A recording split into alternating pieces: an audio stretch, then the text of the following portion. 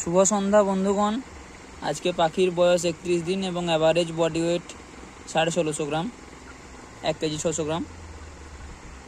আজ বা এখন দুপুরবেলা যখন গরম 34 ডিগ্রি থেকে 36 ডিগ্রি চলে যাচ্ছে, তখন আপনারা দুপুরবেলা না ঘুমিয়ে ফার্মের ফ্যানটা যদি চালিয়ে রাখেন, আধ ঘন্টা অন্তর অন্তর বন্ধ করে চালাবেন। তাহলে কি হবে, পাখিগুলো রিফিল করতে পারবে, মানে খাবার খেতে পারবে আর জলটাও খেতে পারবে।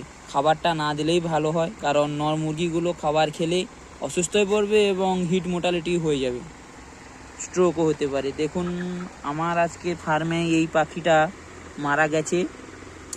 কারেন্ট ছিল না, যার জন্য ফ্যান চলছিল না, এই জন্যই মারা গেছে হিট স্ট্রোকের ফলে। এবং ওইখানে প্রথমে দুটো পাখি অসুস্থ হয়ে আছে। এই টেবিল ফ্যানে বাতাস দেওয়া হচ্ছে, জলে ভিজিয়ে দিয়েছি, কারণ তাহলে বডিটা দ্রুত ঠান্ডা হবে।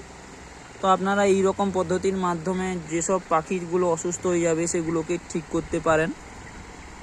99% চান্স আছে ঠিক হয়ে যাবে, 1% গ্যারেন্টি নেই।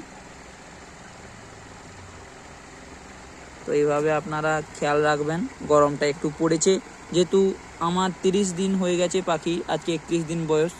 এই 5 থেকে 8 দিন যতদিন পাখি থাকবে রিস্কটা থাকবেই, কারণ পাখির ওয়েটটা বেড়ে যাচ্ছে, যার জন্য পাখি আর উঠতে চাইছে না। তো আপনারা নিজেদের ফার্মে খেয়াল রাখবেন। ধন্যবাদ। নতুন হলে চ্যানেলটিকে সাবস্ক্রাইব করবেন।